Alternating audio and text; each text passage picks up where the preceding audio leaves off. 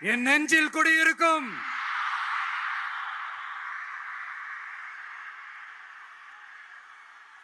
புதுச்சேரி மக்கள் உங்கள் அனைவருக்கும் என்னுடைய வணக்கம். வணக்கம் வணக்கம். எல்லாரும் எப்படி இருக்கீங்க?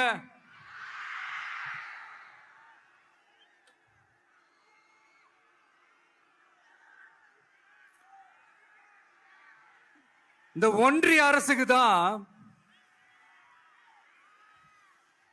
தமிழ்நாடு ஒரு தனி மாநிலம், புதுச்சேரி ஒரு தனி யூனியன் பிரதேசம். அவங்களுக்கு தான் தமிழ்நாடு தனி, புதுச்சேரி தனி, இப்படி எல்லாம் இருப்பாங்க. ஆனா நமக்கெல்லாம் அப்படி கிடையாதுங்க. நாமெல்லாம் வேறு வேறு கிடையாது. நாம் எல்லாரும் ஒண்ணுதான்.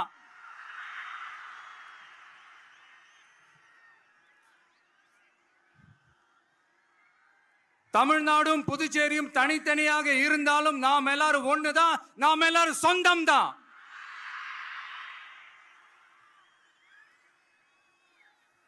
வேற வேற வீட்டுல, வேற வேற ஊர்ல, வேற நாட்டுல, வேற ஸ்டேட்ல இருக்கிறதுனால நாம் எல்லாரும் சொந்தங்கள் இல்லைன்னு ஆயிட முடியுமா? அது எப்படி முடியும்? இப்ப பாத்தீங்களா, ஒருத்தருக்கு ஒருத்தர் பார்த்துக்கும் போது அந்த பாச உணர்வு, அதுதாங்க. அது மட்டும்தான். அது இருந்துட்டாலே போதும், வேற எதுவுமே தேவையில்லை.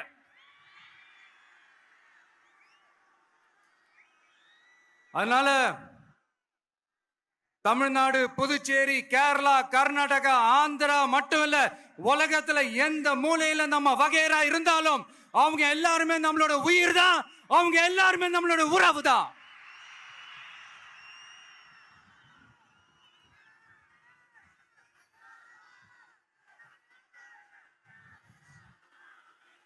புதுச்சேரினாலே உடனே ஞாபகத்துக்கு வர்றது மணக்குள விநாயகர், அரவிந்தர் ஆசிரமம், வில்லியனூர் மாதான் சொல்லி இவங்க எல்லாரும் ஞாபகத்துல வருவாங்க. அது மட்டும் இல்ல, மகாகவி பாரதியார் அவர்கள் இருந்த மண், பாவேந்தர் பாரதிதாசன் அவர்கள் பிறந்த மண். அது மாதிரி இன்னும் சிறப்புகளை அடுக்கிக்கிட்டே போலாம். ஆனா அரசியல்னு வந்துட்டா ஒரு முக்கியமான விஷயத்தை பத்தி நம்ம சொல்லி ஆகணும். 1977ல புரட்சி தலைவர் எம்ஜிஆர் அவர்கள் தமிழ்நாட்டில் ஆட்சி அமைச்சாங்க. ஆனா அதுக்கு முன்னாடியே 1974லயே இங்க புதுச்சேரியில அவங்களோட ஆட்சி அமைஞ்சது. அதனாலதான் அப்பவே சொன்னாங்க, நமக்காக வந்தவர் எம்ஜிஆர், அவரை தமிழ்நாட்டில் மிஸ் பண்ணிடாதீங்கன்னு நமக்கு அலர்ட் பண்ணதே புதுச்சேரி தான். அப்படிப்பட்ட புதுச்சேரி நம்மளால மறக்க முடியுமா? அது மட்டும் இல்ல, இங்க இருக்கிற மக்கள் தமிழ்நாடு மாதிரியே புதுச்சேரி மக்களும் என்ன கிட்டத்தட்ட ஒரு 30 வருஷமா என்ன தாங்கி பிடிச்சுக்கிட்டு இருக்கிறீங்க.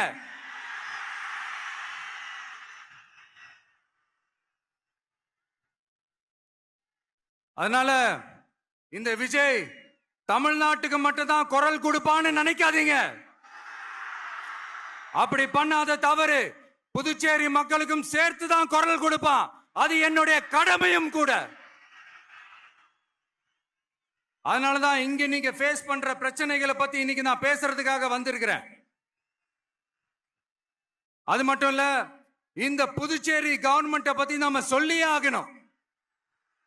இது டெஃபினட்டா தமிழ்நாட்டில் இருக்கிற மாதிரி நம்ம திமுக கவர்மெண்ட் மாதிரி கிடையவே கிடையாது. ஏன்னா வேற ஒரு அரசியல் கட்சி நடத்துற நிகழ்ச்சியாகவே இருந்தாலும் அந்த நிகழ்ச்சிக்கு தன்னெழுச்சியா வர நம்ம மக்களுக்கு பாதுகாப்பு கொடுத்து பாரபட்சமே காட்டாம இந்த கவர்மெண்ட் நடந்துகிட்டு இருக்கிறாங்க. அப்படிப்பட்ட இந்த புதுச்சேரி கவர்மெண்ட்டுக்கும் நம்ம புதுச்சேரி சிஎம் சார் அவர்களுக்கும்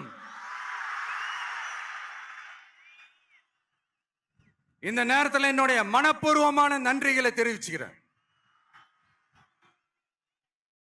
இத பார்த்தாவது தமிழ்நாட்டில் இருக்கிற அந்த திமுக கவர்மெண்ட் கத்துக்கிட்டா நல்லா இருக்கும்.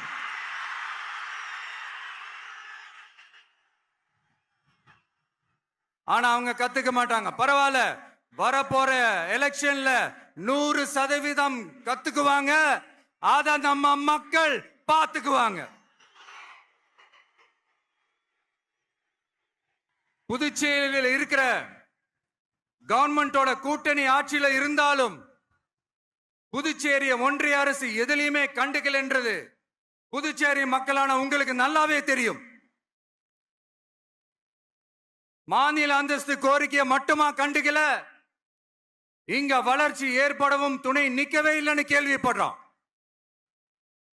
இந்த புதுச்சேரிக்கு இன்னும் மாநில அந்தஸ்து கொடுக்கல. மாநில அந்தஸ்து வேணும்னு கேட்டு பல முறை சட்டசபையில தீர்மானம் போட்டு ஒன்றிய அரசுக்கு அனுப்பி வச்சுக்கிட்டே இருக்கிறாங்க. இந்த வருஷம் கூட மார்ச் மாசம் 27ஆம் தேதி 2025 அன்னைக்கு ஒரு தீர்மானம் போட்டாங்க. அது மாநில அந்தஸ்து வேணும்னு கேட்டு ஒன்றிய அரசுக்கு அனுப்புற 16வது தீர்மானம். புதுச்சேரி காரைக்கால் பகுதிகளில் மூடப்பட்ட 5 மில்கள், பல்வேறு தொழிற்சாலைகளை மீண்டும் திறக்கிறதுக்கு இதுவரைக்கும் ஒரு துரும்ப கூட கிள்ளி போடல. பல்லாயிரக்கணக்கான இளைஞர்களோட வேலை வாய்ப்புக்காக எதையுமே செய்யல. இங்க ஒரு ஐடி கம்பெனி உருவாகணும்ன்றது எண்ணமே இல்லை. அத பத்தி யார் பேசினாலும் அது அவங்க காதல விழவே விழல. இங்க ஒரு அமைச்சரை ஊழல் குற்றச்சாட்டுல பதவி விட்டு நீக்கப்பட்டு அந்த இடத்துக்கு இன்னொருத்தரை நியமிச்சு 200 நாள் ஆச்சு. இன்னும் அவருக்கு ஒரு இலாக்காவே தரல. இந்த செயல் சிறுபான்மை மக்களை அவமானப்படுத்துறதுன்னு அந்த மக்களே சொல்றாங்க. புதுச்சேரியோட முக்கிய அங்கமாக இருக்கிற காரைக்கால், மாகே, ஏனாம் பகுதிகளில் எல்லாம் முன்னேற்றமே இல்லைன்னு அந்த பகுதி மக்கள் சொல்லிக்கிட்டே இருக்கிறாங்க. குறிப்பா காவிரியோட கடைமடை பகுதியான காரைக்காலை மொத்தமா கைவிட்ட மாதிரி தான் இருக்குது. இது எல்லாமே முன்னேற்றம் அடையணும். டூரிஸ்ட் பிளேஸ் ஆன புதுச்சேரியில போதுமான அளவு பார்க்கிங் வசதி இல்ல, போதுமான அளவு கழிப்பறை வசதி இல்ல. இதெல்லாமே மேம்படுத்தணும். புதுச்சேரி கடலூர் மார்க்கமான ரயில் திட்டம் வேணும்ங்கிறது நீண்ட கால கோரிக்கை. புதுச்சேரி மக்களுக்கு ஒன்னே ஒண்ணுதான் சொல்லணும், இந்த திமுகவை நம்பாதீங்க. அவங்களுக்கு உங்களை நம்ப வச்சு ஏமாத்துறது தான் அவங்க வேலையே. நான் சொன்ன பல கோரிக்கைகளை எல்லாம் தீர்த்து வைக்கிறதுக்கு நம்ம புதுச்சேரி கவர்மெண்ட்டுக்கும் அதோட மக்கள் திட்டங்களுக்கும் ரொம்ப அக்கறையா உண்மையா துணை நிக்கிறோம். தமிழ்நாட்டை ஒதுக்குற மாதிரி புதுச்சேரியும் ஒதுக்க கூடாதுன்னு நாங்க கேட்டுக்கிறோம். கிட்டத்தட்ட 20 லட்சம் பேர் வாழ்ற யூனியன் பிரதேசமான புதுச்சேரி மத்திய நிதி குழுவில் இடம்பெறவில்லை. அதனால் மாநிலங்களுக்கான நிதி பகிர்தல் அடிப்படையிலும் யூனியன் பிரதேசங்களுக்கான நிதி பகிர்தல் அடிப்படையிலும் புதுச்சேரிக்கு நிதி ஒதுக்கப்படுவதில்லை. அதனால ஒவ்வொரு ஆண்டும் புதுச்சேரிக்கு தோராயமாகவே மத்திய அரசு நிதியை விடுவிக்கிறது. அந்த நிதியும் அரசு ஊழியர்களின் சம்பளம், ஓய்வூதிய தொகை உள்ளிட்ட திட்ட செலவுகளுக்கே சென்று விடுவதால் மீத தேவைக்கு வெளிச்சந்தையிலும் கடன் பத்திரங்களை கடன் வாங்குகிறது புதுச்சேரி. இந்த நிலைமை மாறணும்னா ஒரே வழி, மாநில அந்தஸ்து நம்ம புதுச்சேரி மக்களோட பல்லாண்டு கால கோரிக்கை. புதுச்சேரிக்கு போதுமான நிதி வரத்து இல்லாததுனால வெளியே கடன் வாங்க வேண்டியதா இருக்கு. புதுச்சேரியோட கடனை குறைச்சு தற்சார்பு பொருளாதாரத்தை வளர்த்தெடுக்க திட்டங்கள் வகுக்கப்பட வேண்டும். மாநில அந்தஸ்து வாங்கினா மட்டும் போதாது இல்லையா, தொழில் வளர்ச்சியும் தேவையாச்சே. புதுச்சேரி தென்னிந்தியாவின் முன்னணி இண்டஸ்ட்ரியல் ஹப்பாக மாற்ற எல்லா முயற்சிகளும் எடுக்க வேண்டும். இந்திய அளவில் ரேஷன் கடைகளே இல்லாத மாநிலம் புதுச்சேரி தான்.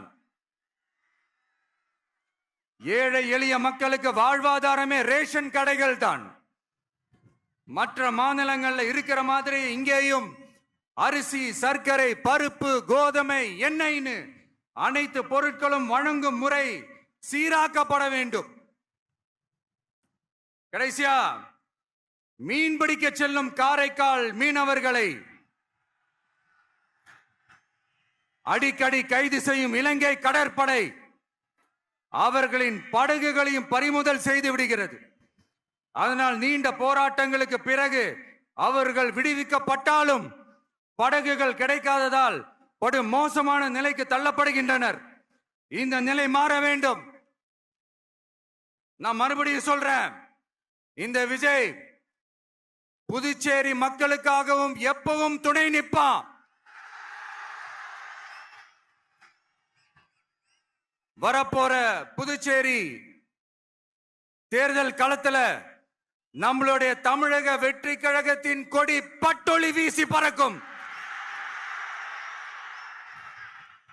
கான்பிடண்டா இருங்க, நல்லதே நடக்கும். வெற்றி நிச்சயம். மீண்டும் சந்திக்கும் வரை நன்றி, வணக்கம். மக்கள்